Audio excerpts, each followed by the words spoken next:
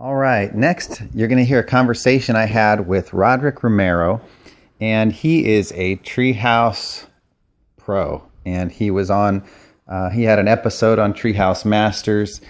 He has a very neat style where he builds birds' nests into many of them, and he also has built tree houses for Finca Bella Vista in Costa Rica, as well as just for many famous people around the world. He's built all over the world and has been doing this for some time. So here, have a listen as we had a phone conversation about many of the neat things he's doing. And here we go. Tell me about what's going on, I guess, with TV. Are you? I saw something about Treehouse Masters. Were you on Treehouse Masters? Yeah, I shot one episode with them in Memphis, where they brought me in to build a giant nest sculpture up and around this treehouse that Pete Nelson was doing for Treehouse Masters. Because Pete and I have known each other since like 1997 or something, way back. And okay. So yeah, I did that. And you've built how many tree houses in all now? It's somewhere in the 50s. Okay. And is this what you do full time then, I take it? Yeah, it is. I was full time doing. I did music for a long time. I had a band. Well, I still have it. But the cliff notes is I was pre-med in college, and then my last semester I switched to theater, and then I went to grad school in Paris, and then I started a rock band. I'm originally from Seattle, and then I got signed, and so I did that. And around 1997, I got asked to be part of this big 100-acre art show out in the forest, and they asked me what I would make, and I said, I'll build a giant nest up in that maple tree, and it'll be a place where people can kind of go on their walk through the forest. And then I was like, oh my God, what am I talking about? I don't know how to do that. And then I just kind of figured it out with another carpenter friend of mine, and that was the first one. So that was 97, and then the second one was for my brother, and then the third one was I really lucked out. It was for Sting and his family in Italy. So that kind of, next thing I know, I'm like, oh, maybe I'll do this for a while. And That's awesome. 18 years later. I grew up in the mountains, and so we grew up building forts and tree houses, and I can recall one such fort that we dug out at the bottom between three redwoods, and put a canopy about 30 feet up of all tree branches, and we ended up sleeping up there over and over again. We'd sometimes stay a couple days out there, and our parents would start yelling, David, come home, but we migrated from smaller to bigger. That was our biggest, but our first was in the trees, our second was underground, and our third was kind of in between. And so I've always had an affinity for tree houses, and I ended up in music with a music degree as well. And so the musician side takes you to the creativity of construction is kind of like the creativity of music. And once you've recorded, you've saved your music. It's kind of like construction. Once you've built it, it's there, it's done, Yeah, exactly. And people can enjoy it and continue to enjoy it, and that's awesome. I think that's... Yeah, and it's open to interpretation. Each person kind of brings their own view to it and their own feeling, and the houses kind of take on their own life, which, like a song or an album. I agree with that for sure. And that nest idea looks like it's set with you in multiple designs, huh? Yeah, it's just been a big theme, I guess that the nest building is a big part of what I do, but it's all based on me having a passion for sustainability, and that I only use reclaimed and salvaged wood, and I also, and then again, just pruning branches from trees for the nesting, and finding fallen trees and having those milled on site. And that's just been a real huge focus for me. And I love working with, the old wood from barns and such, because they just seem to have these really rich stories in them, and then reinterpreting them into putting, old lumber from, I've used stuff from the 1790s on, and it's just, I don't know, reconfiguring that up in the trees is I don't know, it's just so much fun. It's so rewarding for me. Well, I think the excitement about the whole sustainability movement that I saw coming through the Living Off the Grid page was in the beginning when I shared cob, and people didn't know you could build with the dirt that's out there, and so this understanding we've gotten so ingrained with, I have to go to Home Depot to buy something, to do something on my house, and the re-emergence of the idea that you can go outside and find things to build with is just, everybody is super excited when there's something that's actually functional that you can do with what's outside. And exactly. And so I think that's so neat, is when you use all reclaimed materials, and we have so much junk out there that there's always something you can find to work with. And absolutely, there's so much, exactly. There's already enough in the world. I don't need to, obviously contribute to some clear cut somewhere to use that lumber. It's ridiculous.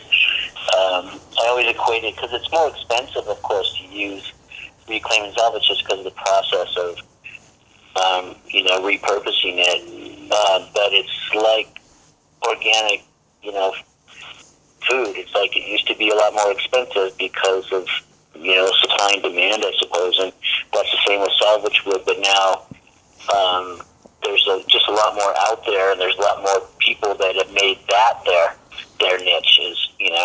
Finding old barns that are being torn apart and then mulched, and instead they're like, no, we can reuse this. We can, well, in 20 years ago, 20 years ago, we didn't have Craigslist, and I remember moving out of our home of 16 years in the mountains of California, and it meant run after run after run to the dump for my dad, getting rid of all our old stuff in the basement. And today, with Craigslist, everything changes hands instead of going to the dump. It's like, put it on Craigslist first, see if somebody wants it before we haul it, And oh, absolutely. That's changed everything in a big way. Because, before it was like phone calls. Hey, I got the stuff, you want it. And then, there's always someone that wants something.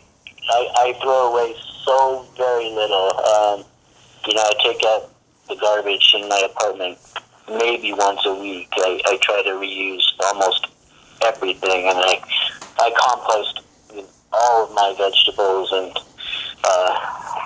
here in the city, which a lot of people don't do because they don't really have a place to do it, but I have a really beautiful community garden that I've been working on for 14 years, and so compost has been a huge focus of mine there at the garden.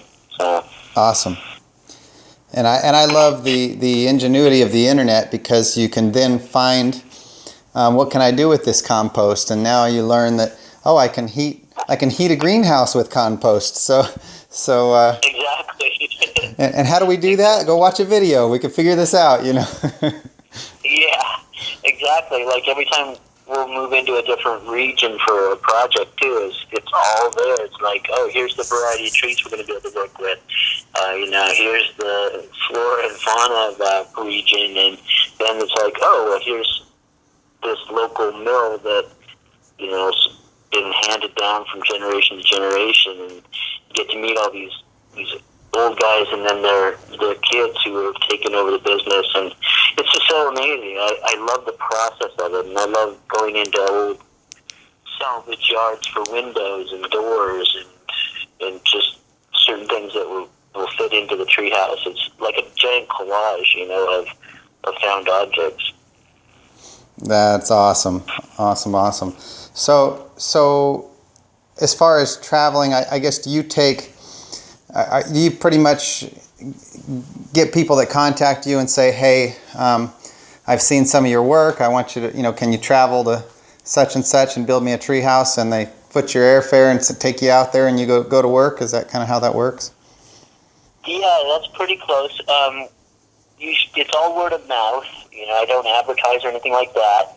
It's all things like that we're doing, which are just so helpful in a way. It's people writing articles or small TV productions and such. Just then people find out about me, and I'm pretty accessible to get a hold of. And then we set a schedule. I come out, see the site, walk the land, get a feel for where I feel the best place would be to work, to build, and then meet with the client and get a feel for what their use will be, what's the function of the treehouse, and then I'll go back to here in New York and I'll start drafting and then put my measurements of the possibilities of tree combinations into AutoCAD, and then with my AutoCAD person that works for me, we'll come up with plans and designs, then I'll send that over to the client, and then if it gets approved, then we'll set a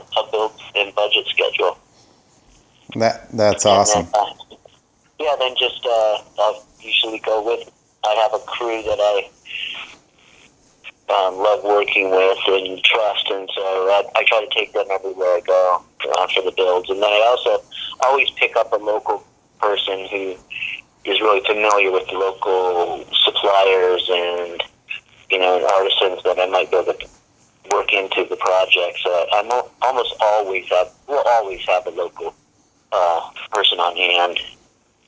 Okay, that's awesome. And as you go different places, you run into different people. I think about somebody here locally who makes his living making things out of cedar, and there is always cedar is considered a nuisance to most farmers, and so he goes out, and farmers that are chopping down a bunch of cedars that are in the way, they suck a lot of water out of the ground and whatnot. He'll go out and basically rescue the wood and go with the trailer, pick it up and haul it away and use it for furniture. And so I think I think about that. I think those are the types of people you're usually looking for in each region, something like that, where they've got access to portable mill and that kind of thing. Yeah, exactly. I finally hooked up with someone when I started the Botanic Garden Project in Brooklyn. And then there was all the trees at the Botanic Garden that were destroyed during Sandy, Hurricane Sandy here, and they lost about 110 trees during that.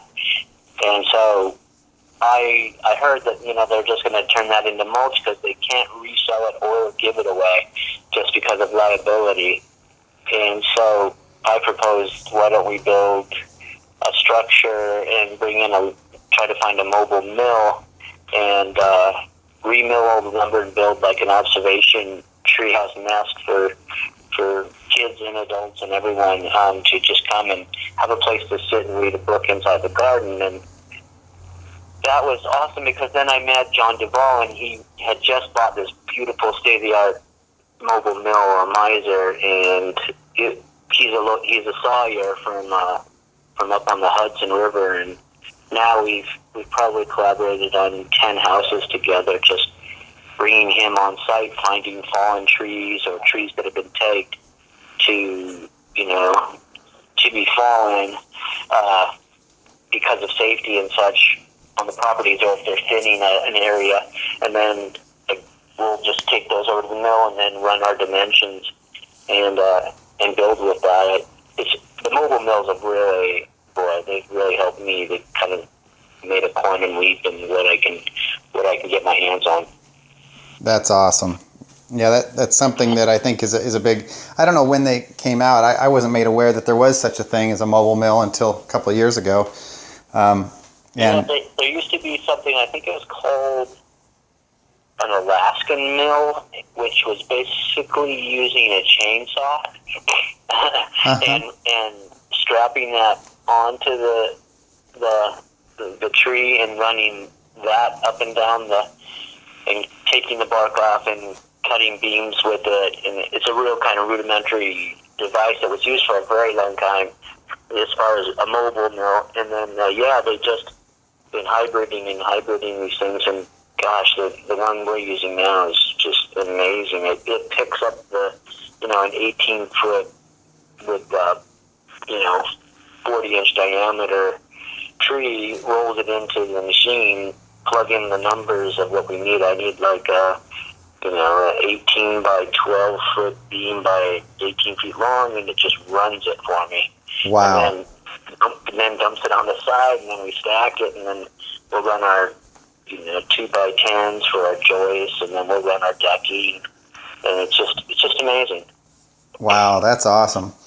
Now, how's your schedule right now? Do you have anything coming up that you're building? Are you in the middle of building right now, or what's on the horizon? I just finished a really long run of 4 houses in the last maybe 6 months. Maybe it's been the last 10 months. It's just been nonstop. So I finished up around the 21st of December, and I'm taking January just to, I need a little downtime just to, find inspiration, and it's just good to kind of rest the bones and spend more time with my daughter. So I'm gearing up to go out to LA to meet with the client for the pilot of the show, and that'll be the next build, unless I jump on something else out here in the meantime. I'm kind of debating that. I just want to be really ready for the big, for starting to film the show, and just finding inspiration for that. So. Well, that's awesome. Awesome. Is there, so are you scheduled out beyond the show? Do you have any private builds scheduled, anything like that, or right now it's pretty open in the long term? It's fairly open. I have a few options of things I could do right after the LA build, especially while they're editing. So I'll try to keep myself really busy in the spring, summer, and fall. Last year I worked all the way through the winter, and it was brutal. But we were working in 8-degree weather, and got to do Florida treehouses in the winter. Yeah, it's brutal. But I just did a project in Hawaii, which was fantastic because it was starting to get really cold here, and my crew and I went to work on a project on Maui with timber bamboo treehouse, and that worked out really well. It was more like an observation deck and a thatched roof and bamboo roof. So it was all, and bamboo's amazing to work with, so strong, so flexible, and also, of course, sustainable because it's a grass, basically. It just grows like mad, and if you cut it, it grows right back up. So it's nice. That's been neat. I found all these great farms that build, that grow bamboo, and I reached out to them, and they all flocked to it by, knowing that, wow, this could be a whole nother, venue for them to supply bamboo to. So that was great, and it was a fun learning curve. I've worked with timber bamboo before, but this was a lot more complicated than, say doing a pergola or something out of bamboo. Wow. Well, I always deal with people that have, because America is a place where we have 30,000 different municipalities. Each has their own building codes and structure of local government. What do you run into in building in different areas as far as building codes? Do you have to deal with some areas much more heavily than others, and requirements, or are most places pretty open to a quote treehouse?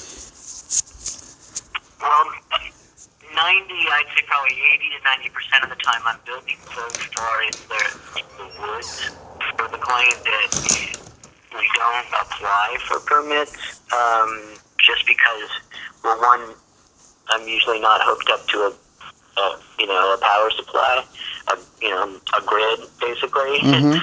And so out there building, and then there's minimal, if at all, electricity in the house, and there's no plumbing.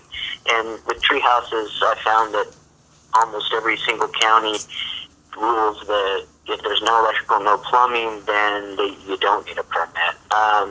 A few cases where I was building in kind of a high pressure area, such as the Hamptons, or or even in Bel Air, there in California, LA, I built it and then applied for the permits as a kind of as built, and once it's all done, then it's easier to show them the plans and have them walk through it and inspect engineering. And I the times I've had to do that, they've all been signed off on.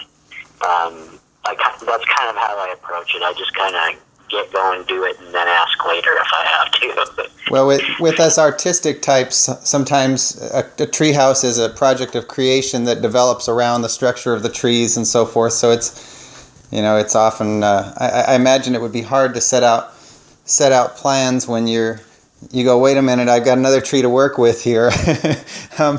And Exactly. What lumber are you cutting from? You can't really specify 4x4s if you're using natural timbers and things like that. So yeah, I'll come up with a real conceptual design, and then I'll come up with a set of plans so we can know what the amount of lumber we're going to need to work with and the materials we're going to need to, and then I just kind of get it all on site, and then organically just start building and somewhat stick to the concept, but almost 100% of the time you just leave the plans on the ground and start doing what you really want to do up in the air. It gives the client a good security, like, oh, they kind of know what they're doing. And then they see the process, and they love that because we're flexible. It's not like we're prefabbing walls in a warehouse and then trucking them to the site. It gives them a great deal of freedom and flexibility on saying, oh, what about if we expanded this way? Or, wow, now that I'm up in these trees, what about if we went over to that tree with another platform? And I'm always open to that. And, if it's in any way plausible, I go for it. That's awesome. Awesome. Well, I love what you're doing. I'll keep a open ear here to what you got going on. Love to chat some more in the future. If there's anything you want to say or get out there, or to get word out about somewhere you're going to be. If you're planning to go to, like, you're going to LA. If you want more work in LA, well, people are going to know you're coming that way. So yeah, exactly. I really do. That happens a lot, where I'll be somewhere working, and then another, like, that client will have friends over for dinner or cocktails or something, and then while they're there, they're like, oh, you should go look at our treehouse, and then next thing you know, I'm getting a call from one of their friends. In Connecticut is a perfect example of that. I started one in Roxbury, Connecticut, and then now 2 years later, I've built 8 within 20 miles of each other. Oh, wow. So, that I love that. Like, while we were in Hawaii, people came by knowing that we were out there building, and they knew of my work and would stop by and ask a lot of questions, and then and then I'd follow up with them to see if they really wanted to do it. And a lot of it's, oh, sure, we'd like to talk to you more about it in the future. And some of them come back and go, oh, we really want to move on this, and that's wonderful. And they, I attract like-minded people because they understand that my approach to designing and architecture is, well, in Hinduism it would be called, it's basically, do the least amount of harm, ahimsa, basically. So that's my approach, is doing the least amount of harm, is making sure that I'm respecting the trees, I'm respecting the natural surroundings, and I'm also not contributing to, again, some sort of deforestation somewhere else in the world.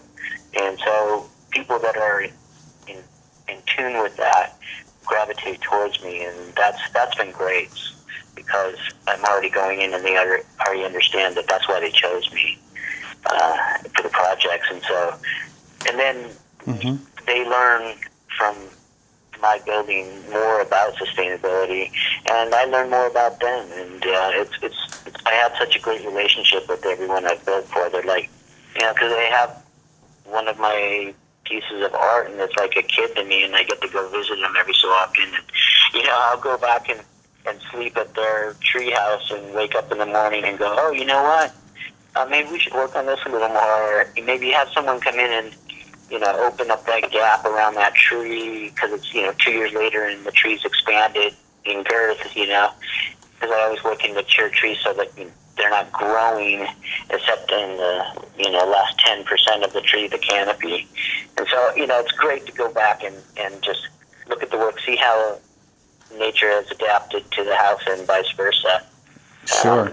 Tighten up a couple bolts. And again, just, that's the main thing for me. It's just fitting in.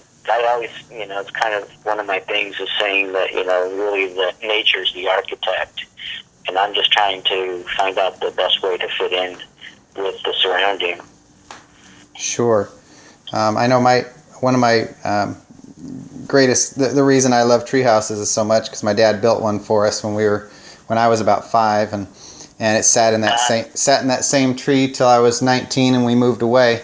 And it connected 2 trees. It was kind of a platform, almost like a deck, with a. We slept out there many, many times looking at the stars, and then he added a zip line from it to get down, and we had so much fun as kids there using that treehouse that just absolutely love the feel it gives. It wakes up the kid in you. Oh, completely. That's absolutely it. That's, I think, one of the reasons. I mean, there's a couple reasons why I think treehouses have just, become so a part of the, I don't know if you could call it pop culture in a way, is because I think it's just, this return to your childhood. You get up in a tree and you kind of leave the day-to-day grind behind you, and all of the, it's heavy, the reality can become so stressful, especially if you're watching the news on a daily basis. And you get up in the trees and you're like, oh, I remember climbing up in a tree as a kid, or like you, it's like, oh, I remember when my dad and my brothers and we all built a tree house together and all the good times up there, and then suddenly you're up there having fun, the kids are up there having fun, and the treehouse itself can be kind of a porthole to another a part of the forest and nature that they might not have been that aware of, or people sometimes rarely walk out into their own woods, and some people have 150 acres and they barely get out there. They have a fence on the line that kind of contains the manicured property, and then there's this huge forest that they don't go into. But you go to treehouse, suddenly they're looking deep into their forest and going, oh, we should explore that more. We should make some very small trails to go on these walks, and the next thing you know, they're just reconnecting to nature and again to their childhood that they might have lost or at least smothered, down just to deal with the so-called adult reality. Well, I think so often we grew up night hikes every night into the woods, living in the mountains, and yeah, that's awesome. And in today's world, it's from work to the remote control into the garage, into the house to the remote control to the TV, and that's the majority of life, and for most people, and so reconnecting with the outdoors is so important. It is. You nailed it. It's like, I don't know what the percentage is, but it's extremely high with people just, the first thing they do is wake up and turn on the television to see what happened overnight, and they have it on while they're making their coffee, and then they jump in their car and they listen to talk radio or whatever, and they're submerged in more media, and then they go to work and they're in their office and they're overwhelmed with the daily tasks, and then they get back in their car, listen to more radio, get home, turn the TV back on, fall asleep to the TV, and start all over again. And it's like, wow, what about experiencing nature? And I live in New York, and I again work with the community gardens, and I'll bring kids from the schools and let them pick carrots out of, what my plot or someone else's, and then teach them again about compost and stuff. Some of these kids, they've never picked a carrot out of the ground or pulled a peach off a tree or an apple or climbed up in the tree and picked cherries or something. It's mind-boggling. And next thing you know, they're like, "Can we come by again?" I'm like, "It's always open for you, please." And I give them all my phone number, and I set up tours, and it's just awesome for some of these schools, because next thing you know, they're inviting me or other people I work with to come make a vegetable garden at the school, and then next thing you know, they're putting a garden on top of the school roof, and it's just amazing how a simple thing can inspire this whole ripple effect of consciousness, and it's our past and it's our future. For some reason, during the industrialization of Western civilization, it seems to have, it got lost, it got smothered, it got pushed down in the consciousness, and now it's coming back because more and more people are becoming aware of the damage we're doing to the planet, and reconnecting to nature. They know that this has to happen if we're going to sustain any kind of reality as human beings on this beautiful planet. Well, and in growing up in California, I say I came from the mountains. It was the California mountains, and we considered everybody down below as flatlanders, and they all lived in the smog, right? And we were up above the smog, and right. And so when we would go down and visit people and meet people down in the valley, San Bernardino and Riverside and all that, I'd run into people that are like, "Oh yeah, I've never been out of the city." And I'm like, "But the mountains are right there. The escape, it's right up the hill there." And exactly. And people get so rooted in the city and city life, and don't really get that escape or that vacation or that chance to get away. And so a lot of what we do in the sustainability movement is to bring the garden into the city. Right. Let's not be pure solid pavement, but let's bring the green in. Yeah, exactly. There's people in the city that don't get up into the mountains, and they also don't go jump in the ocean. There's this vast world out there in water world, and I found people, like, even on Hawaii when we were there, that they've lived on Maui for, say, 20 years, and last time they swam in the ocean was 12 years ago or something. I'm like, how is that possible? And I don't want to judge them, but it's like, wow, I just can't even fathom that. But it's people, can be very habitual and into their patterns and set in their ways and their, daily migrations. It's easy to see how they get stuck, but you pull them out for one moment, and next thing you know, they're going and getting hiking gear, and they're getting tents, and they're setting up a little family trip that's going to be along the coast or up in the mountains. It's like suddenly their whole life changes, and well, that's beautiful for me. I think there are good camping trips and there are bad camping trips, and some of the bad camping some of the bad camping trips, I think, start around the places that you go in the wrong time of the year where the bugs just attack horribly.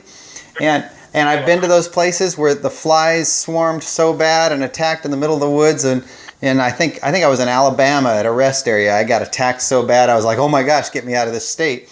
And so I suppose the experiences you have in the forest can be attributed oftentimes to that as well.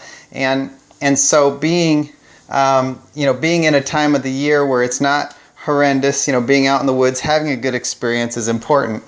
And absolutely. And you go. It's like it's preparation that people go, "Oh, let's just do that," and not research it. Or and another, I guess, a great thing about the internet is just, let's go online and let's get reviews of when is the best time, when there are less people, but also less mosquitoes and all these other things that they need to tune into, and then they get the information and they go a little more prepared and educated on the experience and what they're going to be exposed to, the wildlife and the weather patterns and such. And being in Washington State, where my parents are, there's not a whole lot of bugs out there. It's pretty nice. You can go out just about anywhere and enjoy the outdoors.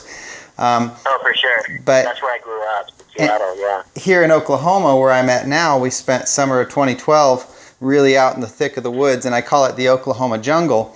And having been there, I'm like, no wonder they put pavement so far, because the snakes and the bugs were so prevalent. And so, you know, you go, okay, yeah, well, I want pavement up, 20 feet out from the house, because I don't want those things up.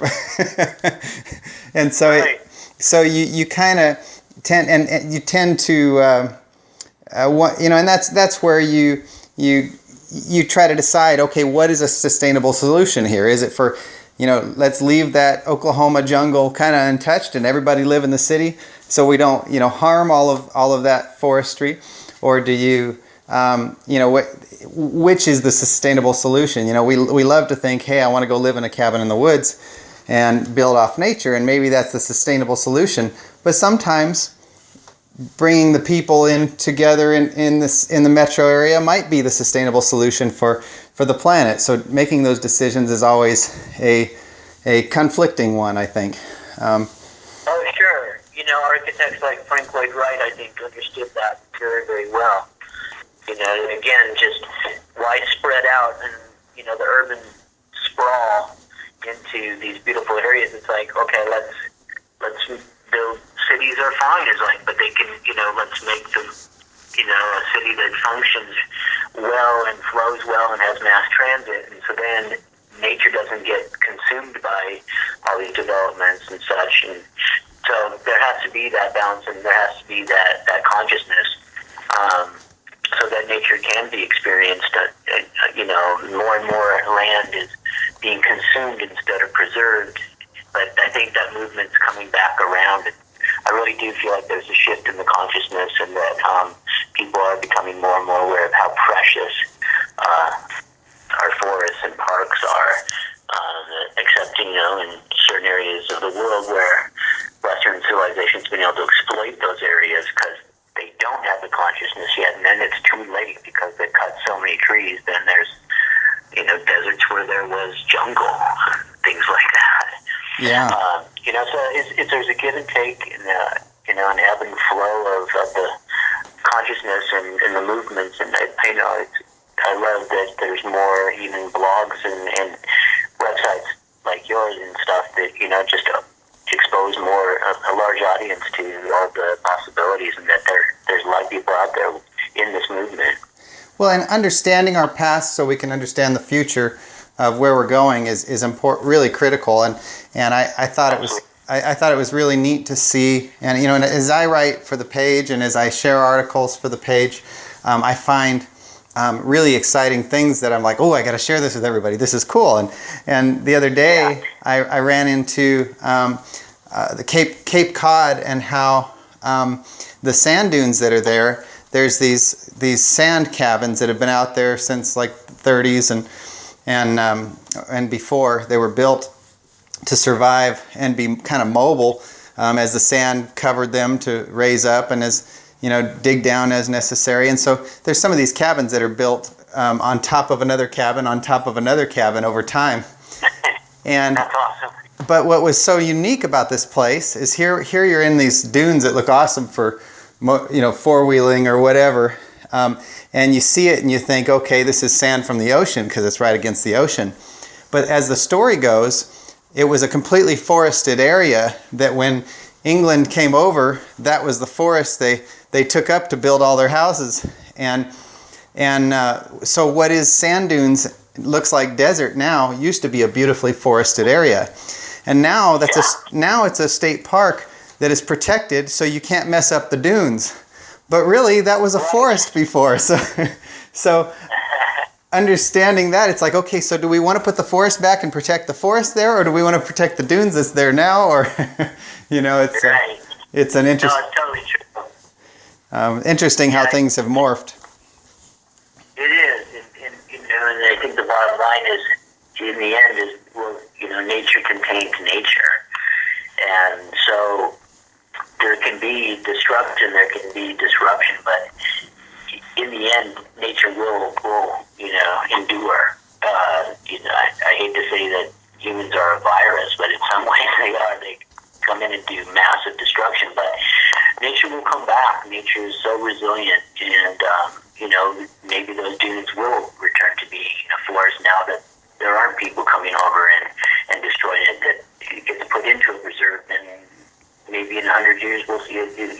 see a different reality there. Well, and we have been an influence on nature, and we see that by the Dust Bowl, how the Dust Bowl came, and who knows, the Middle America could have been the Sahara Desert had we not had that interaction that stopped the Dust Bowl. And the Sahara Desert, we look at it and go, was that a man-made issue, or was that just there? You know, we don't really have we didn't have the internet 1,000 years ago or 2,000 years ago, so. Right. So it's scientists' best guess, you know. Well, it's like you said, you know, learning from the past and applying it now so that we can affect the future in a positive way. That's awesome.